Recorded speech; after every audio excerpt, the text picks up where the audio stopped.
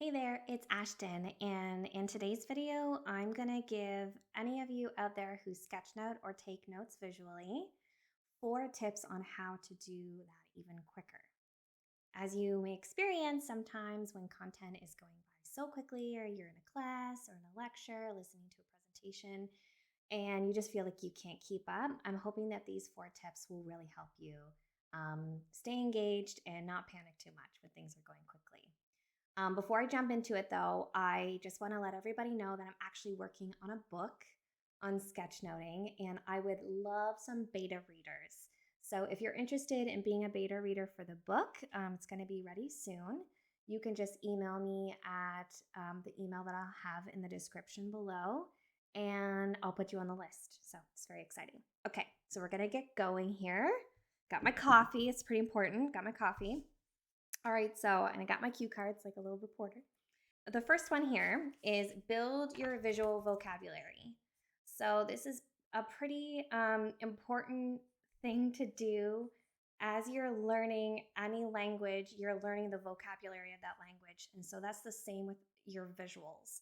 So, especially if there's things that come up all the time in that conversation, or you maybe have a little bit of an understanding of what the presenter is going to talk based on the title of their presentation, it's good to build your visual vocabulary. And this is like an ongoing practice. I've been doing this for years and I still do it.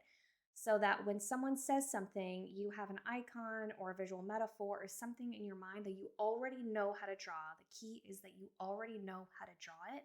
So there's no hesitation when you go to put your pen to the page. So building your visual vocabulary is so important, and it's just a practice. Just like any practice, yoga, learning an instrument, you're always building your visual vocabulary, and you're learning and you're practicing that. So that's tip number 1. Tip number 2 is to use less color.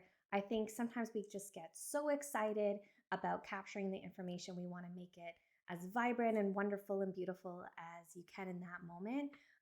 But using less color will really help you stay quick.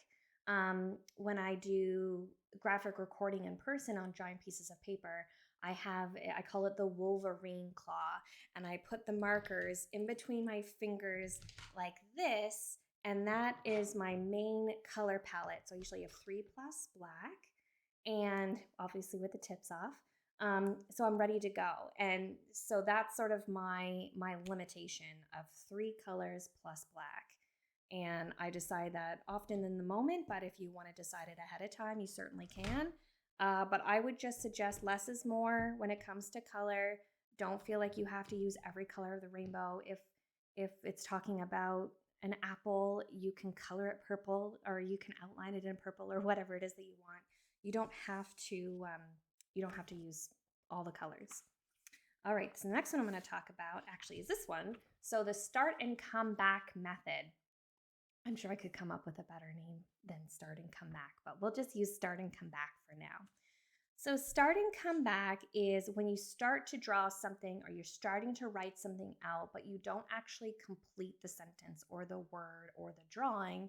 You give yourself permission to come back to it. So as content is coming at you, you don't want to miss something that you think is really important to capture. So just write as much of the sentence or the word as you can, and then just come back and finish it later. You can even start a few words, the beginning of a few words, and then just come back and finish it later. As long as you write enough or draw enough to help jog your memory of what it was in the first place. So start and come back. All right, and less is more. So I know we talked about color, using less color, but in general, we want to make sure that we're capturing the key concepts and the key ideas, and we're summarizing things as we go, and we're synthesizing that information. So don't feel the pressure, which I think is like, this is the biggest bridge that people have to, or the biggest gap that people have to bridge when they're going from traditional note taking into sketchnoting or visual note taking, is feeling like you have to draw everything and capture everything like you normally would. So less is more in terms of content, in terms of drawings.